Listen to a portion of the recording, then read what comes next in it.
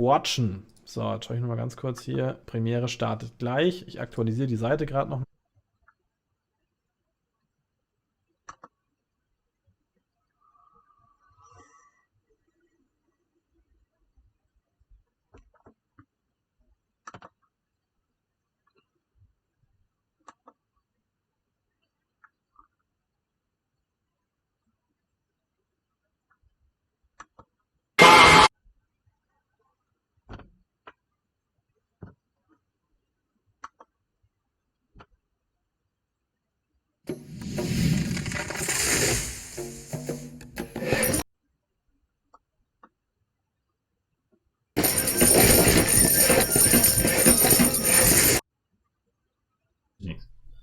So. 61 Zuschauer. Leute, was ist denn da los? WTF, Mann.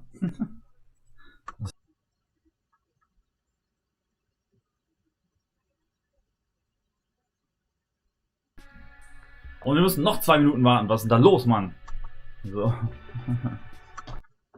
Sagt mir bitte, ob der Sound zu laut ist, falls ihr mich nicht mehr hören könnt oder so. Vielleicht mal gleich mein Bild weg und Ton aus, dann könnt ihr euch voll und ganz auf den Stream konzentrieren. Oder ich bleibe einfach hier sitzen und gucke mir noch zu. Abo ist raus. Provinzdocker, ich danke dir. Sehr nett von dir. So. Okay.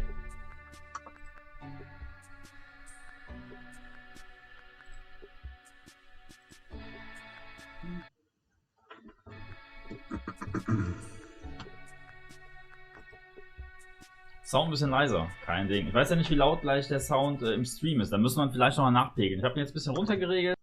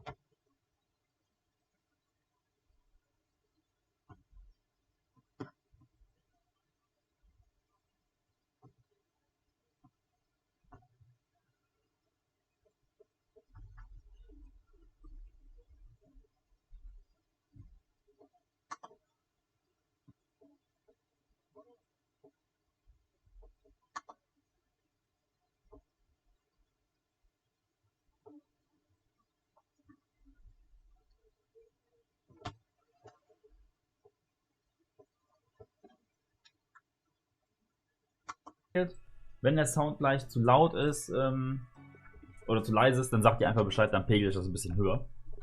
So.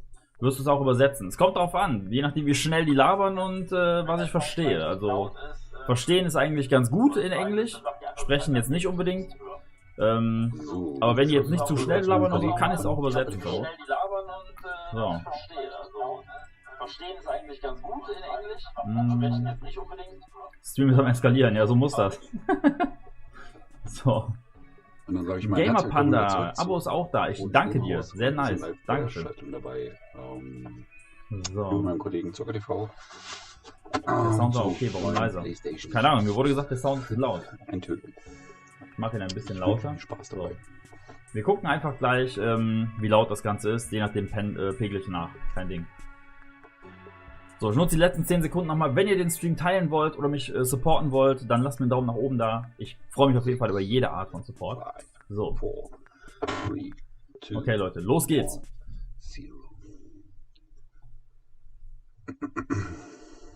Unfortunately, we had to cancel the talk that we had planned for GDC. But we do have some super exciting news about PS5. And who better to bring that to you, Ist laut genug? one and only Mark Cerny. Without further ado, over to you, Mark. Thank you, Jim. There will be lots of chances later on this year to look at the PlayStation 5 games. Today, I want to Ist talk okay a so, bit Leute? about our goals for the PlayStation 5 hardware and how Daumen they hoch. influenced the Dann lehnt euch development zurück. of the console. Los geht's. I think you all know I'm a big believer in console generations. Once every 5 or 6 or 7 years, a console arrives with substantially new capabilities. There's a lot of learning by the game developers, hopefully not too overwhelming, and soon there's games that could never have been created before. Now, it used to be that as a console designer, you'd somehow intuit what would be the best set of capabilities for the new console, and then build it in complete secrecy. For the PlayStation consoles, that period lasted through PlayStation 3, a powerful and groundbreaking console, but also one that caused quite a lot of heartache, as it was initially difficult to develop games for. So, starting with PlayStation 4, we've taken a different approach, roughly centered around 3 principles. The first of these is listening to the developers, which is to say that a lot of what we put into a console derives directly from the needs and aspirations of the game creators. We definitely do have some ideas of our own, but at the core of our philosophy for designing consoles is that game players are here for the fantastic games, which is to say that game creators matter. Anything we can do to make life easier for the game creators or help them realize their dreams, we will do. So, about once every 2 years, I take a tour of the industry. I go to the various developers and publishers, sit down, and discuss how they're doing with the current consoles and what they'd like to see in future consoles. This requires weeks on the road, as reaching the bulk of the game creators involves talking to well over 100 people at something like 24 publishers and developers. And it is incredibly valuable. By the way, the feature most requested by the developers, that was an SSD, which we were very happy to put in the hardware, but a lot of problem solving was required. I'll be doing a deep dive on the SSD and surrounding systems later on in this talk. It's also key to make a generational leap while keeping the console sufficiently familiar to game developers. I think about this in terms of balancing evolution and revolution. Now, with PlayStation 1, 2, and 3, the target was a revolution each time with a brand new feature set. That was great in many ways, but time for the developers to get up and running got longer with each console. In the past, I've called this time to triangle. Here's what I had for those 3 consoles. To be clear, I'm not talking about time to make a game. Developers will be ambitious, and it may take them 6 years or so to realize their vision. What I'm talking about is that dead time before graphics and other aspects of game development are up and running, and trying to minimize that. On the other hand, if we're trying to reduce that dead time to 0, that means the hardware architecture can't change at all. We're handcuffed. We need to judge for each feature what value it adds and whether it's worth the increase in developer time needed to support it. So with PlayStation 4, we were able to strike a pretty good balance between performance and familiarity. We got required learning back to PlayStation 1 levels. With PS5, the GPU was definitely the area we felt the most tension between adding new features and keeping a familiar programming model. Ultimately, I think we've ended up with something under a month of getting up to speed. That feels like we're striking about the right balance. I'll go into a bit more detail later today about our philosophy with the GPU and the specific feature set that resulted from it. It's also very important for us, as the hardware team, to find new dreams, by which I mean something other than CPU performance, GPU performance, and the amount of RAM. The increase in graphics performance over the past 2 decades has been astonishing, but there are other areas in which we can innovate and provide significant value to the game creators and through them, the players. That's why the SSD was very much on our list of directions to explore, regardless of what came out of the conversations with game developers and publishers. The biggest feature in this category is the custom engine for audio. That's today's final topic. The push for vastly improved audio, and in particular 3D audio, isn't something that came out of the developer meetings. It's much more the case that we had a dream of what might be possible 5 years from now, and then worked out a number of steps we could take to set us on that path. So here again are the 3 principles, the first being enabling the desires of developers to drive the hardware design. To me, the SSD really is the key to the next generation. It's a game changer. And it was the #1 ask from developers for PlayStation 5. As in, we know it's probably impossible, but can you put an SSD in it? That was a discussion we were also having internally. It was clear that the presence of a hard drive in every PlayStation 4 was having a positive impact. A lot of things that would simply have been impossible at Blu-ray disc speeds were now possible. At the same time, though, in 2015 and 2016, when we were having these conversations, developers were already banging up against the limits of the hard drive, and a lot of developer time was being spent designing around slow load speeds. I want to focus in on just one number here, which is how long it takes to load a gigabyte of data from a hard drive. The difficulty being that hard drives are neither particularly fast nor flexible. If all your data is in one block, which is frankly not very likely, you can load 50 to 100 megabytes a second, depending on where the data is located on the hard drive. Let's assume it's on the outer edge, which means loading a gigabyte takes 10 seconds. If you compress your game packages, you can fit more data on the Blu-ray disc and also effectively boost your hard drive read speed by the compression ratio. We support zlib decompression on PlayStation 4 that gets you something like 50% more data on the disc and 50% higher effective read speed. Unfortunately, though, it's highly likely that your data is scattered around in various files on the hard drive, as well as sourced from multiple locations within those files. So lots of seeks are needed at 2 to 50-ish milliseconds each. My rule of thumb is that the hard drive is spending 2/3 of its time seeking, and only 1/3 of its time actually loading data. Putting all of that together, a gigabyte is very roughly 20 seconds to load from a hard drive. Now, a gigabyte is not much data. Games are using 5 or 6 gigabytes of RAM on PlayStation 4, so boot times and load times can get pretty grim. Or to put that differently, as a player, you wait for the game to boot, wait for the game to load, wait for the level to reload every time you die, and you wait for what is euphemistically called fast travel. And all of that leads to the dream. What if we could have not just an SSD, but a blindingly fast SSD? If we could load 5 gigabytes a second from it, what would change? Now, SSDs are completely different from hard drives. They don't have seeks as such. If you have a 5 gigabyte a second SSD, you can read data from 1,000 different locations in that second, pretty much at speed. As for time to load a gigabyte, this is next gen we're talking about, so memory is bigger. Instead, we should be asking how long to load 2 gigabytes. And the answer is about 1/4 of a second. That's amazing. We're talking 2 orders of magnitude, meaning very roughly 100 times faster. Which means at 5 gigabytes a second for the SSD, the potential is that the game boots in a second. There are no load screens. The game just fades down while loading a half dozen gigabytes and fades back up again. Same for a reload. You're immediately back in the action after you die. And fast travel becomes so fast it's blink and you miss it. As game creators, we go from trying to distract the player from how long fast travel is taking, like those Spider-Man subway rides, to being so blindingly fast that we might even have to slow that transition down. Pretty cool, right? But for me, this is not the primary reason to change from a hard drive to an SSD.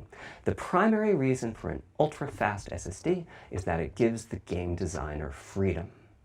Or to put that differently, with a hard drive, the 20 seconds that it takes to load a gigabyte can sabotage the game that the developer is trying to create. I think almost all of us in the room have experienced this, maybe in different ways. Say we're making an adventure game and we have 2 rich environments where we each want enough textures and models to fill memory. Which you can do as long as you have a long staircase or elevator ride or a windy corridor where you can ditch the old assets and then take 30 seconds or so to load the new assets. Having a 30-second elevator ride is a little extreme. More realistically, we'd probably chop the world into a number of smaller pieces and then do some calculations with sight lines and run speeds like we did for Haven City when we were making Jak 2. The game is 20 years old, but not much has changed since then. All those twisty passages are there for a reason. There's a whole subset of level design dedicated to this sort of work, but still, it's a giant distraction for a team that just wants to make their game. So when I talked about the dream of an SSD, part of the reason for that 5 gigabyte a second target was to eliminate loads, but also part of the reason for that target was streaming. As in, what if the SSD is so fast that as the player is turning around, it's possible to load textures for everything behind the player in that split second? If you figure that it takes half a second to turn, that's 4 gigabytes of compressed data you can load. That sounds about right for next gen. Anyway, Back to the hard drive. Another strategy for increasing effective read speed is to make big sequential chunks of data. For example, we might group all the data together for each city block. That removes most of the seeks, and the streaming gets faster. But there's a downside too, which is that frequently used data is included in many chunks and therefore is on the hard drive many, many times. Marvel's Spider-Man uses this strategy, and though it works very well for increasing the streaming speed, there's a massive duplication as a result. Some of the objects like mailboxes or news racks are on the hard drive 400 times. What I'm describing here are things that cramp a creative director's style. Either level design gets a little bit boring in places, or the data is duplicated so many times that it no longer fits on the Blu-ray disc. And you end up with hard limits on the player's run speed or driving speed. The player can't go faster than the load speed from the hard drive. And finally, I'm sure many of you have noticed that after a patch download, the PlayStation 4 will sometimes take a long time to install the patch. That's because when just part of a file has been changed, the new data can be downloaded pretty quickly. But before the game boots up, a brand new file has to be constructed that includes the changed portion. Otherwise, every change would add a seek or two. Even so, you can occasionally see this happening on game titles. They start to hitch once they get patched enough.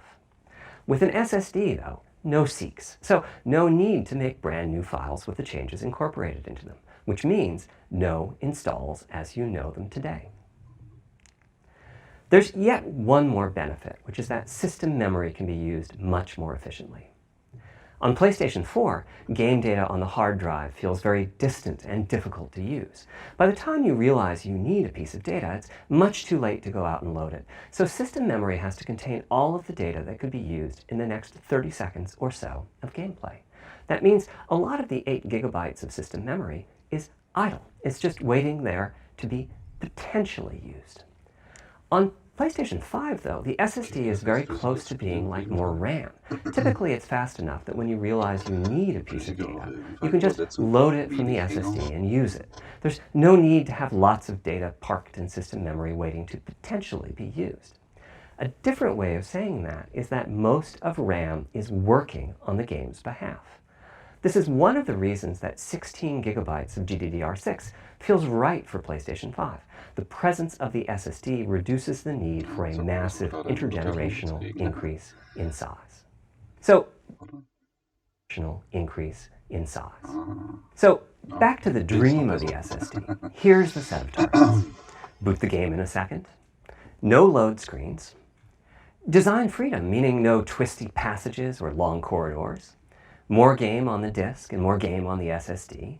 And finally, those patch installs go away.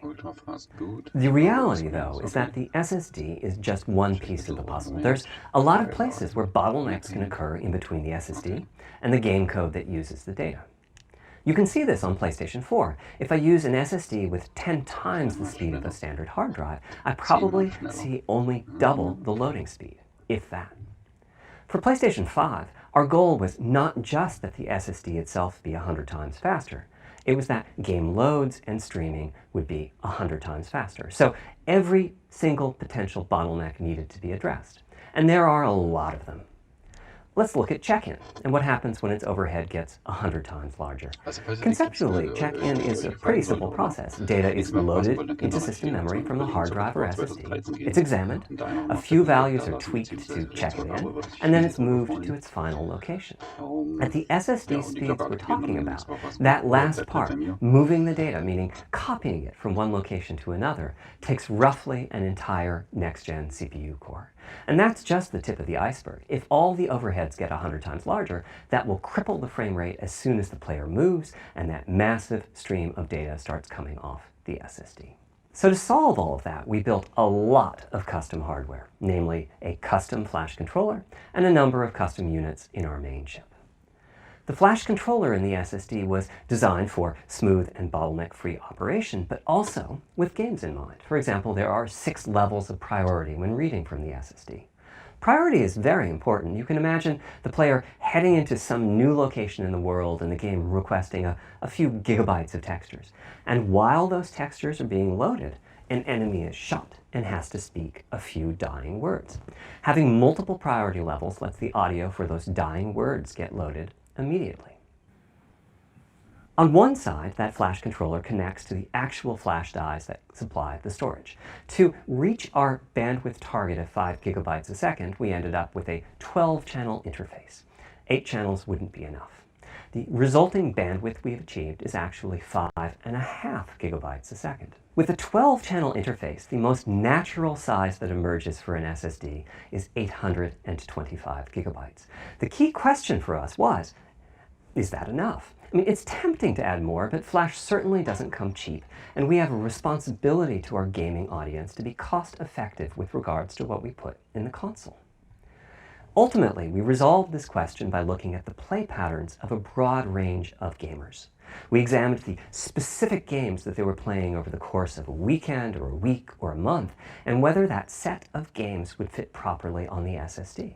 We were able to establish that the friction caused by reinstalls or re-downloads would be quite low, and so we locked in on that 825 gigabyte size, while also preparing multiple strategies so that those who want more storage can add it. I'll go through the details in a moment. Back to the flash controller. On the other side, it connects to our main custom chip via 4 lanes of Gen 4 PCIe. And inside the main custom chip is a pretty hefty unit dedicated to I/O. Before we talk about what that does, let's talk compression for a moment. PlayStation 4 used zlib as its compression format. We decided to use it again on PlayStation 5, but on my 2017 tour of developers, I learned about a new format called Kraken from Rad Game Tools. It's like zlib's smarter cousin. Simple, similar types of algorithms, but about 10% better compression, which is pretty big. That means 10% more game on the UHD Blu-ray disc or on the SSD. Kraken had only been out for a year, but it was already becoming a de facto industry standard. Half of the teams I talked to were either using it or getting ready to evaluate it. So we hustled and built a custom decompressor into the I/O unit, one capable of handling over 5 gigabytes of Kraken format input data a second. After decompression, that typically becomes 8 or 9 gigabytes, but the unit itself is capable of outputting as much as 22 gigabytes a second if the data happen to compress particularly well. By the way, in terms of performance, that custom decompressor equates to 9 of our Zen 2 cores. That's what it would take to decompress the Kraken stream with a conventional CPU. There's a lot more in the custom I/O unit, including a dedicated DMA controller. The game can direct exactly where it wants to send the data coming off of the SSD. This equates to another Zen 2 core or 2 in terms of its copy performance. Its primary purpose is to remove check-in as a bottleneck. There's 2 dedicated I/O coprocessors and a large RAM pool. These aren't Zen 2 cores. They're there principally to direct the variety of custom hardware around them. One of the coprocessors is dedicated to SSD I/O. This lets us bypass traditional file I/O and its bottlenecks when reading from the SSD. The other is responsible for memory mapping, which I know doesn't sound like anything related to the SSD, but a lot of developers map and remap memory as part of file I/O, and this too can become a bottleneck.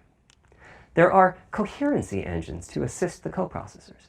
Coherency comes up a lot in places. Probably the biggest coherency issue is stale data in the GPU caches. Flushing all of the GPU caches whenever the SSD is read is an unattractive option. It could really hurt the GPU performance. So we've implemented a gentler way of doing things, where the coherency engines inform the GPU of the overwritten address ranges, and custom scrubbers in several dozen GPU caches do pinpoint evictions of just those address ranges. The best thing is, as a game developer, when you read from the SSD, you don't need to know any of this.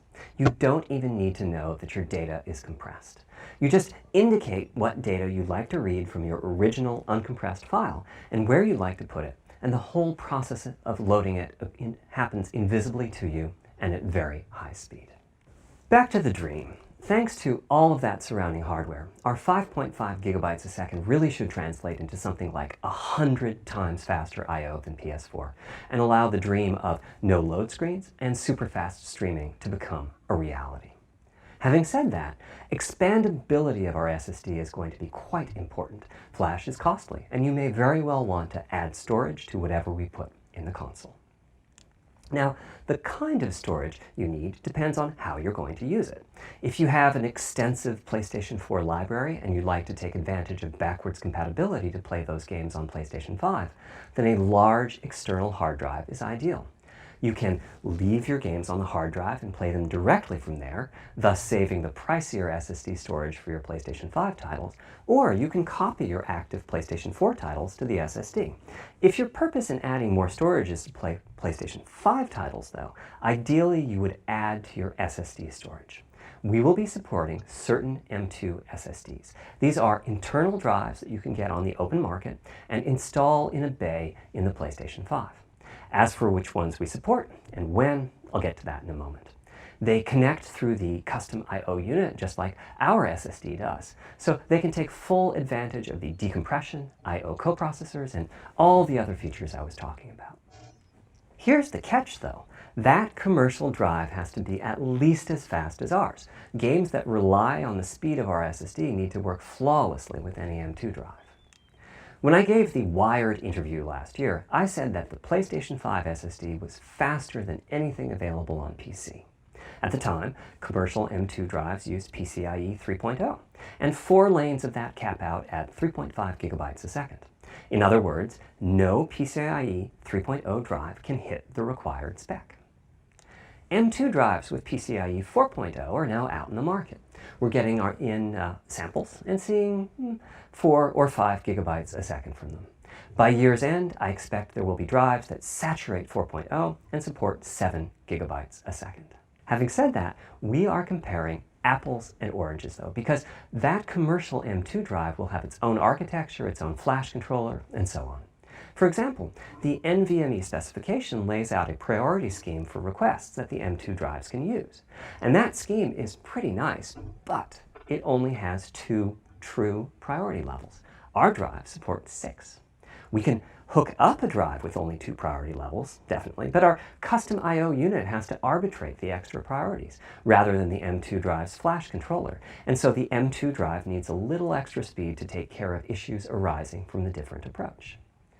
That commercial drive also needs to physically fit inside of the bay we created in PlayStation 5 for M2 drives. Unlike internal hard drives, there's unfortunately no standard for the height of an M2 drive, and some M2 drives have giant heat sinks. In fact, some of them even have their own fans. Right now, we're getting M2 drive samples and benchmarking them in various ways. When games hit beta as they get ready for the PlayStation 5 launch at year end, we'll also be doing some compatibility testing to make sure that the architecture of particular M2 drives isn't too foreign for the games to handle. Once we've done that compatibility testing, we should be able to start letting you know which drives will physically fit and which drive samples have benchmarked appropriately high in our testing. It would be great if that happened by launch, but it's likely to be a bit past it, so please hold off on getting that M2 drive until you hear from us. Okay, back to our principles. Balancing evolution and revolution is the second of them. This was definitely a recurring theme with the GPU. We need new GPU features and capabilities. If we only have more performance, it's not really a new generation of console. Of course, many of these capabilities result in more performance. That's part of why a PlayStation 5 teraflop is more powerful than a PlayStation 4 teraflop. But we aren't just looking for the performance. We also need the ability to do something with the GPU that could not have been done before. And we need higher performance per watt. Every time we double the performance of some GPU component, we don't want to find out we've doubled the power consumed and the heat produced. But at the same time, we have to make sure the GPU can run PS4 games, and we have to ensure that the architecture is easy for the developers to adopt. Now, backwards compatibility was handled masterfully by AMD. They treated it as a key need throughout the design process. As our solution to adding new features without blindsiding developers, we made sure that if there were new significant features, it would be optional to use them. The GPU supports ray tracing, but you don't have to use ray tracing to make your game. The GPU supports primitive shaders, but you can release your first game on PlayStation 5 without making any use of them. Before I get into the capabilities of the GPU, I'd like to make clear 2 points that can be quite confusing. First, we have a custom AMD GPU based on their RDNA 2 technology. What does that mean? AMD is continuously improving and revising their tech. For RDNA 2, their goals were, roughly speaking, to reduce power consumption by re-architecting the GPU to put data close to where it's needed, to optimize the GPU for performance, and to add a new, more advanced feature set. But that feature set is malleable, which is to say that we have our own needs for PlayStation, and that can factor into what the AMD roadmap becomes. So collaboration is born. If we bring concepts to AMD that are felt to be widely useful, then they can be adopted into RDNA 2 and used broadly, including in PC GPUs. If the ideas are sufficiently specific to what we're trying to accomplish, like the GPU cache scrubbers I was talking about, then they end up being just for us. If you see a similar discrete GPU available as a PC card at roughly the same time as we release our console, that means our collaboration with AMD succeeded in producing technology useful in both worlds. It doesn't mean that we as Sony simply incorporated the PC part into our console. This continuous improvement in AMD technology means it's dangerous to rely on teraflops as an absolute indicator of performance, and CU count should be avoided as well. In the case of CPUs, we all understand this. The PlayStation 4 and PlayStation 5 each have 8 CPUs, but we never think that meant the capabilities and performance are equal. It's the same for CUs. For one thing, they've been getting much larger over time. Adding new features means adding lots of transistors. In fact, the transistor count for a PlayStation 5 CU is 62% larger than the transistor count for a PlayStation 4 CU. Second, the PlayStation 5 GPU is backwards compatible with PlayStation 4. What does that mean? One way you can achieve backwards compatibility is to put the previous console's chipset in the new console, like we did with some PlayStation 3s, but that's of course extremely expensive. A better way is to incorporate any differences in the previous console's logic into the new console's custom chips, meaning that even as the technology evolves, the logic and feature set that PlayStation 4 and PlayStation 4 Pro titles rely on is still available in backwards compatibility modes. One advantage of this strategy is that once backwards compatibility is in the console, it's in. It's not as if a cost down will remove backwards compatibility like it did on PlayStation 3. Achieving this unification of functionality took years of efforts by AMD, as any roadmap advancement creates a potential divergence in logic. Running PS4 and PS4 titles at boosted frequencies has also added complexity. The boost is truly massive this time around, and some game code just can't handle it. Testing has to be done on a title-by-title basis. Results are excellent, though. We recently took a look at the top 100 PlayStation 4 titles as ranked by playtime, and we're expecting almost all of them to be playable at launch on PlayStation 5. With regards to new features, as I said, our strategy was to try to break new ground, but at the same time not to require use of the new GPU capabilities. For more than a decade, GPUs have imposed a restriction on game engines. Software handles vertex processing, but for the most part, dedicated hardware is responsible for the triangles and other geometry that the vertices form. That means it's not possible to do even basic optimizations, such as aborting processing of the vertex if all geometry that uses it is off-screen. PlayStation 5 has a new unit called the Geometry Engine, which brings handling of triangles and other primitives under full programmatic control. As a game developer, you're free to ignore its existence and use the PlayStation 5 GPU as if it were no more capable than the PS4 GPU, or you can use this new intelligence in various ways. Simple usage could be performance optimization, such as removing backfaced or off-screen vertices and triangles. More complex usage involves something called primitive shaders, which allow the game to synthesize geometry on the fly as it's being rendered. It's a brand new capability. Using primitive shaders on PlayStation 5 will allow for a broad variety of techniques, including smoothly varying level of detail, addition of procedural detail to close-up objects, and improvements to particle effects and other visual special effects. Another major new feature of our custom RDNA 2-based GPU is ray tracing, using the same strategy as AMD's upcoming PC GPUs. The CUs contain a new specialized unit called the intersection engine, which can calculate the intersection of rays with boxes and triangles. To use the intersection engine, first you build what is called an acceleration structure. It's data in RAM that contains all of your geometry. There's a specific set of formats you can use. They're variations on the same BVH concept. Then, in your shader program, you use a new instruction that asks the intersection engine to check array against the BVH. While the intersection engine is processing the requested ray triangle or ray box intersections, the shaders are free to do other work. Having said that, the ray tracing instruction is pretty memory intensive, so it's a good mix with logic-heavy code. There's of course no need to use ray tracing. PS4 graphics engines will run just fine on PlayStation 5. But it presents an opportunity for those interested. I'm thinking it'll take less than 1 million rays a second to have a big impact on audio. That should be enough for audio occlusion and some reverb calculations. With a bit more of the GPU invested in ray tracing, it should be possible to do some very nice global illumination. Having said that, adding ray-traced shadows and reflections to a traditional graphics engine could easily take hundreds of millions of rays a second, and full ray tracing could take billions. How far can we go? I'm starting to get quite bullish. I've already seen a PlayStation 5 title that's successfully using ray tracing-based reflections in complex animated scenes with only modest costs. Another set of issues for the GPU involved size and frequency. How big do we make the GPU, and what frequency do we run it at? This is a balancing act. The chip has a cost, and there's a cost for whatever we use to supply that chip with power and to cool it. In general, I like running the GPU at higher frequency. Let me show you why.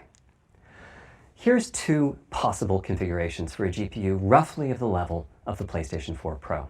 This is a thought experiment. Don't take these configurations too seriously. If you just calculate teraflops, you get the same number. But actually, the performance is noticeably different because teraflops is defined as the computational capability of the vector ALU. That's just one part of the GPU. There are a lot of other units. And those other units all run faster when the GPU frequency is higher. At 33% higher frequency, rasterization goes 33% faster. Processing the command buffer goes that much faster. The L2 and other caches have that much higher bandwidth, and so on. About the only downside is that system memory is 33% further away in terms of cycles. But the large number of benefits more than counterbalance that. As a friend of mine says, a rising tide lifts all boats. Also, it's easier to fully use 36 CUs in parallel than it is to fully use 48 CUs. When triangles are small, it's much harder to fill all those CUs with useful work. So there's a lot to be said for faster, assuming you can handle the resulting power and heat issues, which frankly, we haven't always done the best job at. Part of the reason for that is, historically, our process for setting CPU and GPU frequencies has relied on some heavy-duty guesswork with regards to how much electrical power games will consume and how much heat will be produced as a result inside of the console. Power consumption varies a lot from game to game. When I play God of War on my PS4 Pro, I know the power consumption is high just by the fan noise. But power isn't simply about engine quality. It's about the minutiae of what's being displayed and how. It's counterintuitive, but processing dense geometry typically consumes less power than processing simple geometry, which is, I suspect, why Horizon's map screen, with its low triangle count, makes my PS4 Pro heat up so much. Our process on previous consoles has been to try to guess what the maximum power consumption during the entire console lifetime might be, which is to say, the worst case scene in the worst case game, and prepare a cooling solution that we think will be quiet at that power level. If we get it right, fan noise is minimal. If we get it wrong, the console will be quite loud for the higher power games, and there's even a chance that it might overheat and shut down if we misestimate power too badly. PlayStation 5 is especially challenging because the CPU supports 256-bit native instructions that consume a lot of power.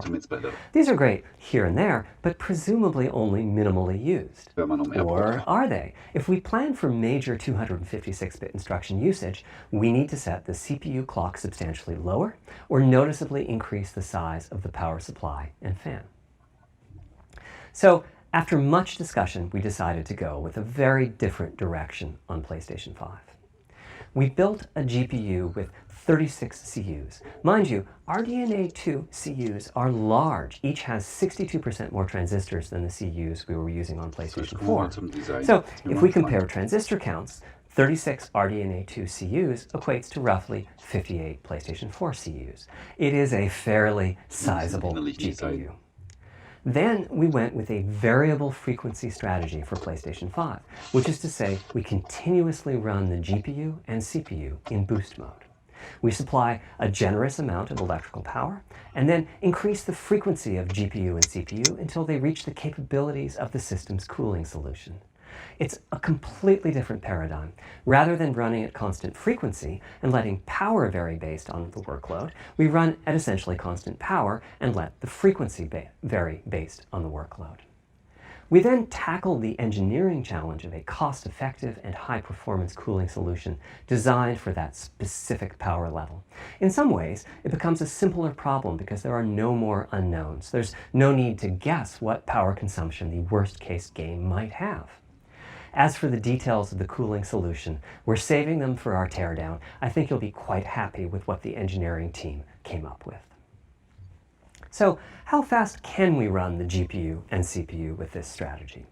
The simplest approach would be to look at the actual temperature of the silicon die and throttle the frequency on that basis. But that won't work. It fails to create a consistent PlayStation 5 experience. It wouldn't do to run a console slower simply because it was in a hot room. So rather than look at the actual temperature of the silicon die, we look at the activities that the GPU and CPU are performing and set the frequencies on that basis, which makes everything deterministic and repeatable. While we're at it, we also use AMD's Smart Shift technology and send any unused power from the CPU to the GPU so it can squeeze out a few more pixels. The benefits of this strategy are quite large. Running a GPU at 2 GHz was looking like an unreachable target with the old fixed frequency strategy. With this new paradigm, we're able to run way over that. In fact, we have to cap the GPU frequency at 2.23 GHz so that we can guarantee that the on-chip logic operates properly.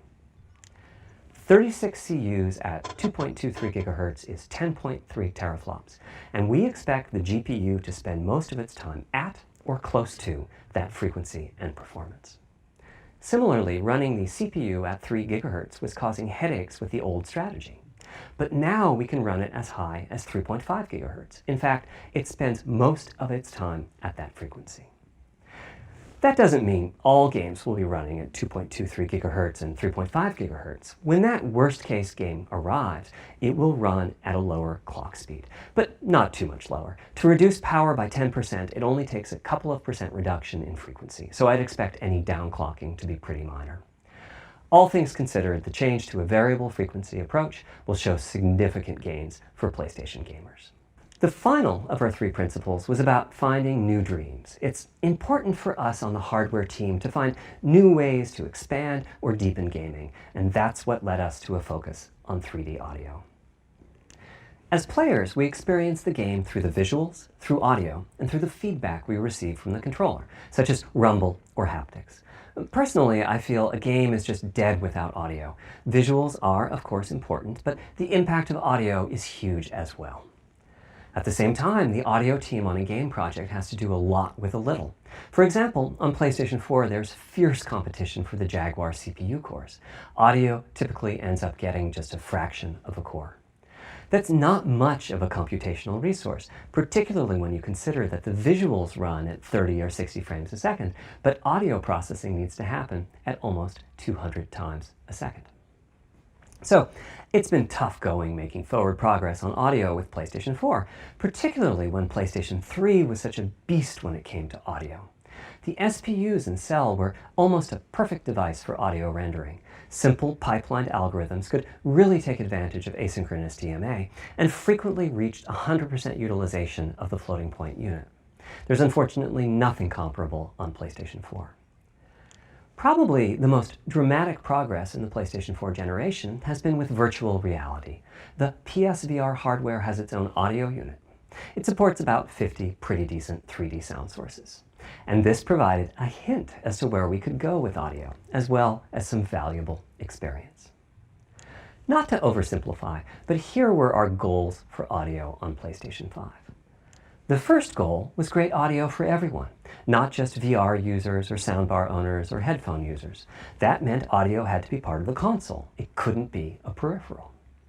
The second goal was to support hundreds of sound sources. We didn't want developers to have to pick and choose what sounds would get 3D effects and which wouldn't. We wanted every sound in the game to have dimensionality. And finally, we wanted to really take on the challenges of presence and locality. Now, when we say presence, we mean the feeling that you're actually there. You've entered the matrix. It's not, of course, something we thought we could perfectly achieve, but the idea was that if we stopped using just a rain sound and instead used lots of 3D audio sources for raindrops hitting the ground at all sorts of locations around you, then at some point your brain would take a leap and you'd begin to have this feeling of real presence inside the virtual world of the game. This has the capacity to affect your appreciation of the game, just like music in a game does. The concept of locality is simpler. It's just your sense of where the audio is coming from, to the right of you, behind you, above you. This can immerse you further in the game, and it can also directly enhance the gameplay. To use Dead Space as an example, I know, old school, you're fighting enemies in fairly dark, spooky locations. Back in the day, if you played the game using the TV speakers, you could tell that there was one last enemy growling and hunting you down, but it was difficult to tell quite where that enemy was. With headphones, you could tell that the enemy was somewhere on the right, which let you deduce, if you couldn't see it, that it must be somewhere behind and to your right. But with 3D audio with good locality, the idea is you know the enemy is precisely there, and you turn and you take it out. So, how do we know where a sound is coming from in the first place? Well, all those bumps and folds in the ear have a meaning, evolutionarily speaking. Based on what direction the sound is coming from, sound waves bounce around inside the ear, there's some constructive and destructive interference, and the result is a change in volume. The phase of the sound also shifts, depending on what path the sound wave took to reach the ear canal. These volume changes and phase shifts are different for each direction and also vary depending on the frequency of the sound. Head size and head shape also impact the sound in a similar fashion. The way that the sound changes, based on direction and frequency, can be encoded in a table called the Head-Related Transfer Function, or HRTF. Here's part of one. The vertical axis is the frequency. The horizontal axis is the direction, front, back, left, right, and the color gives the degree of attenuation of the sound at that frequency. The HRTF is as unique to an individual as a fingerprint is. In fact, you're looking at mine right now. Here's how we measure an HRTF. We've taken hundreds of people through this process. We put a microphone in the subject's left and right ear canals, and then sit the subject down in the middle of an array of 22 speakers. We then play an audio sweep from each speaker as we rotate the subject. In the course of 10 or 20 minutes, we're able to sample the HRTF at over 1,000 locations. Using an HRTF when rendering audio creates unparalleled quality, but it's computationally expensive. The simplest way to use an HRTF is to process a sound source to make it appear as if it's coming from one of those 1,000 locations we sample. Unfortunately, the processing has to be done in frequency domain rather than time domain, so there's multiple fast Fourier transforms needed for every sound source for every audio tick. That's a lot of multiplies. This computational complexity was the determining factor for our strategy. It meant we had to bite the bullet and design and build a custom hardware unit for 3D audio. Collectively, we're referring to the hardware unit and the proprietary algorithms we run on it as Tempest 3D Audio Tech. The meaning of 3D audio and technology should be pretty obvious here. As for Tempest, I feel it really reflects our goals with audio. It suggests a certain intensity of experience and also hints at your presence within it. We're calling the hardware unit that we built the Tempest engine. It's based on AMD's GPU technology. We modified a compute unit in such a way as to make it very close to the SPUs in PlayStation 3. Remember when I said that they were ideal for audio? So the Tempest engine has no caches, just like an SPU. All data access is via DMA, just like an SPU. Our target was that it would have more power than a CPU, thanks to the parallelism that a GPU can achieve, and that it would be more efficient than our GPU, thanks to the SPU-like architecture. The goal being to make possible near 100% utilization of the CU's vector units.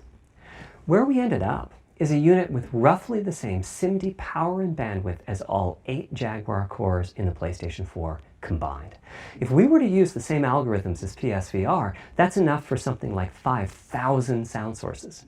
But of course, we want to use more complex algorithms, and we don't need anything like that number of sounds. It would have been wonderful if a simpler strategy, such as using Dolby Atmos peripherals, could have achieved our goals, but we wanted 3D audio for all, not just those with licensed soundbars or the like. Also, we wanted many hundreds of sound sources, not just the 32 that Atmos supports. And finally, we wanted to be able to throw an overwhelming amount of processing power at the problem, and it wasn't clear what any peripheral might have inside of it. In fact, with the Tempest engine, we've even got enough power that we can allocate some to the games, to the extent that games want to make use of convolution reverb and other algorithms that are either computationally expensive or need high bandwidth. But the primary purpose of the Tempest engine remains 3D audio. Now, 3D audio is a major academic research topic. It's safe to say that no one in the world has all of the answers.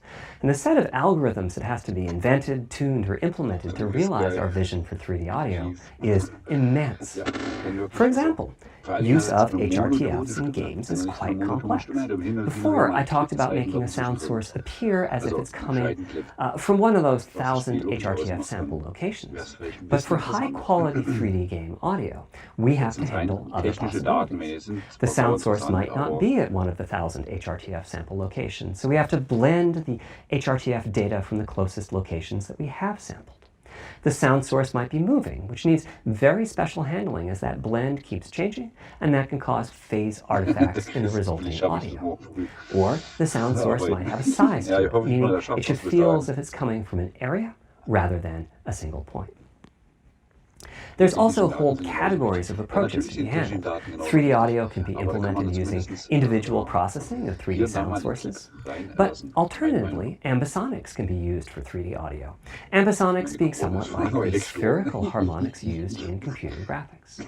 And finally, there's audio devices.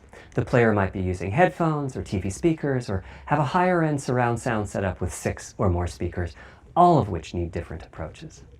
That's a lot of variations. It's nice to have the computational resources of the Tempest engine, but it's clear that achieving our ultimate goals with 3D audio is going to be a multi-year, step-by-step process. Having said that, headphone audio implementation is largely complete at this time. It was a natural place for us to start. With headphones, we control exactly what each ear hears, and therefore the algorithmic development and implementation are more straightforward. For TV speakers and stereo speakers, we're in the process of implementing virtual surround sound. The idea being that if you're sitting in a sweet spot in front of the TV, then the sound can be made to feel as if it's coming from any direction, even behind you. Virtual surround sound has a lot in common with 3D audio on headphones, but it's more complex because the left ear can hear the right speaker and vice versa. We have a basic implementation of virtual surround sound up and running. We're now looking at increasing the size of that sweet spot, which is to say, making the area you need to be in to feel the 3D effect larger, and we're also working to boost the sense of locality. Headphone audio is the current gold standard for 3D audio on PlayStation 5, but we're going to see what we can do to bring virtual surround sound to a similar level, after which we'll start in on setups with more speakers, such as 6-channel surround sound. It's now to the point where some of the PlayStation 5 games in development are extensively using these systems. One of the game demos allows you to toggle between conventional PlayStation 4 style stereo audio and our new 3D audio. I listened with just an ordinary pair of over-the-ear headphones, and wow, I could feel a difference. 3D audio has that dimensional feel to it. Conventional stereo audio feels smashed flat by comparison. The improvement is obvious. So, a big advancement, but have I entered the matrix? Does my brain believe I'm really there, like I was talking about earlier when I explained our target of presence? Well, the answer is no, But you've probably caught on to what's missing here, namely whose HRTF was being used. It wasn't mine, it was the default HRTF. The audio team analyzed the hundreds that they measured and chose the one they felt was the closest fit to the total game playing audience. This shows a piece of the default HRTF on the left and my HRTF on the right. You can see that the general features are much the same, but the details are quite different. With the default HRTF, as I said, the 3D audio sounds pretty great. When I use my HRTF, though, the audio reaches a higher level of realism, which is to say that when using headphones and my HRTF, I occasionally get fooled and even think a sound is coming from the real world when it's actually coming from the game. A corollary to this is that there are a few people whose HRTFs are sufficiently far from the default HRTF, that's the red dot here, that they can toggle between PS4 style and PS5 style audio and not sense much difference. I've had a few people describe the PlayStation 5's 3D audio as sounding like a bit better stereo audio. Presumably they're the ones at the very edges of this diagram. Which means what HRTF you're using is key. I'd like everyone to be able to experience what I'm experiencing, but obviously it's not possible to measure the HRTF of every PlayStation user. That means HRTF selection and synthesis are going to be big topics going forward as the Tempest technology matures. At PlayStation 5 launch, we'll be offering a choice of 5 HRTFs. There's a simple test where you pick the one that gives you the best locality. That's just the first step, though. This is an open-ended research topic. Maybe you'll be sending us a photo of your ear and we'll choose a neural network to pick the closest HRTF in our library. Maybe you'll be sending us a video of your ears and your head and we'll make a 3D model of them and synthesize the HRTF. Maybe you'll play an audio game to tune your HRTF. We'll be subtly changing it as you play and home in on the HRTF that gives you the highest score, meaning that it matches you the best. This is a journey we'll all be taking together over the next few years. Ultimately, we're committing to enabling everyone to experience that next level of realism.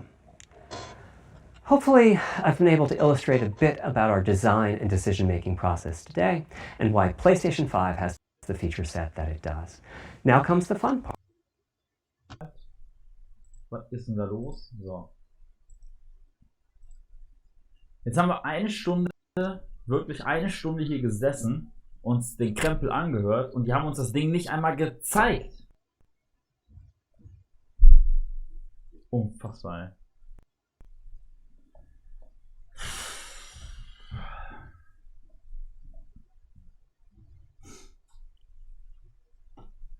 Ja.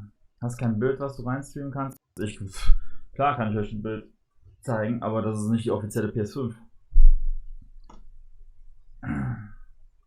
Ja, ist schon klar, dass es nicht gesagt wurde, dass die jetzt heute offiziell direkt gezeigt wird und so, aber weißt du, man erwartet halt echt viel, wenn man hört, so die PlayStation 5 wird vorgestellt oder so. Man hat schon ein bisschen mehr erwartet. Ich habe auch eigentlich gehofft, dass man den Controller mal ein bisschen näher beschreibt. Jetzt vielleicht nicht so nah wie die PlayStation 5 jetzt gerade, das hat gereicht. Aber zumindest mal ein bisschen was über den Controller hätte ich gerne erfahren. Aber das ist echt traurig jetzt. Jetzt ist echt. Das ist echt mies, ey. Ich hatte mir echt ein bisschen mehr erhofft. Auch ein bisschen mehr zu sehen. Diese ganzen Diagramme und so, die haben mich eigentlich gar nicht interessiert. Der hätte mir das Ding auch in 10 Minuten erklären können. Das war jetzt. Bitte dennoch eine Mini-Zusammenfassung. Ja, das muss ich mir erstmal alles nochmal geben und alles übersetzen, weil ich habe auch nicht alles verstanden. Aber ja, wenn ihr Bock habt, dann mache ich euch eine Zusammenfassung auf Deutsch in den nächsten Tagen. Das ist Sony. Video. In kurz dann, also es wird dann keine Stunde, also nicht eine Stunde dauern dann das Video. So, habt ihr alles verstanden, aber wäre jeder gewesen, wenn darunter eine Übersetzung gestanden hätte für alle. Ja, wäre natürlich geil gewesen. Ich musste die ganze Zeit dem Typen zuhören und er labert. Ja, wie gesagt, die Legifassung könnte man ja. natürlich bei echt schade, ich hätte echt gerne auch was gesehen. Die Wie gesagt, der Tage. Controller hat mich interessiert, weil ich spiele auch mit dem originalen PlayStation Controller, ich spiele mit dem Naked Revolution. Revolution. Und ja, ich hätte gehofft, dass man was vom Controller sieht. Ehrlich, ohne Witz, der Controller hat mich fast sogar mehr interessiert als die Konsole. Aber, ja gut. Mein Stream explodiert, hält also an Grenzen. Aber erstmal nochmal ein herzliches Dankeschön an alle, die da sind. Richtig geil auf jeden Fall, dass so viele Leute hier sind. Was, aber coole Kameraaufstellung. Ja, ich habe gedacht, ich rüste mal ein bisschen auf. Ne? Ich habe noch eine dritte Kamera demnächst in Aussicht und dann müssen wir mal gucken. Und ja, ich bedanke mich auf jeden Fall schon mal recht herzlich bei Zocker TV 2000 für deinen Livestream. Ich mach gleich was kaputt. Schön, dass ich mich mit anhängen konnte.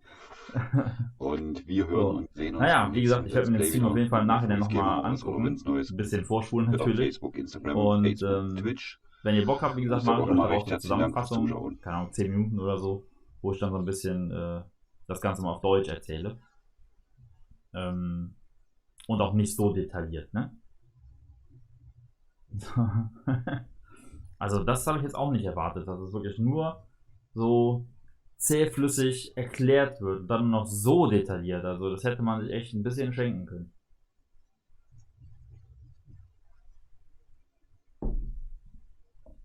Da hätte man echt auch sagen können, Sound wird geil, fertig. Wir hätten uns schon eine halbe Stunde gespart von dem Video. Schade, echt. Ich habe mich echt gefreut, ein bisschen mehr zu sehen. Also, tja, es sollte nicht sein. Und ich sehe auch gerade, dass auf der offiziellen Seite, worüber wir das Video jetzt gerade geguckt haben, auch sehr viele Dislikes rausgehauen werden, gerade für die Präsentation. Und es wundert mich nicht, ehrlich gesagt. Das hätte man... Ich habe auch gehofft, dass man vielleicht zumindest mal ein bisschen Gameplay sehen würde. Von irgendwas. Einfach nur mal um zu zeigen, weil sie haben ja gesagt, die Ladezeiten sind ja so kurz, so gering, dass man sie gar nicht merkt. Und ja, ich hätte gerne mal zumindest gesehen, wie das denn wirklich dann wirkt. Also wie das dann wirklich ist jetzt letztendlich. Aber wir haben ja gar nichts gesehen. Also, das ist... Ja, wie gesagt. Er hat safe was zu viel verraten. Ich bin auf jeden Fall raus. Wurden sie nicht gezeigt. Zu viel von Audio. Macht's gut. Wenn nicht, guckt noch bei den Chat. So, ja, also wenn man den Glauben schenkt, was er da erzählt hat, ist das Ding besser als ein PC. Zocker TV ne? 2013. Aber ich bin auf jeden Fall raus. Euer Foley von Foley. ich glaube, alle wissen, rein. jeden Tag kommt was Neues. Die Technik entwickelt sich weiter. Bis die PlayStation 5 kommt, ist wahrscheinlich die PlayStation 5 noch alt. Die oben verlinkt ist auf unserer Hauptseite. Macht's gut. Was? Kann es sein, dass du 40 Abos bekommen hast durch den Stream? Nein, habe ich nicht.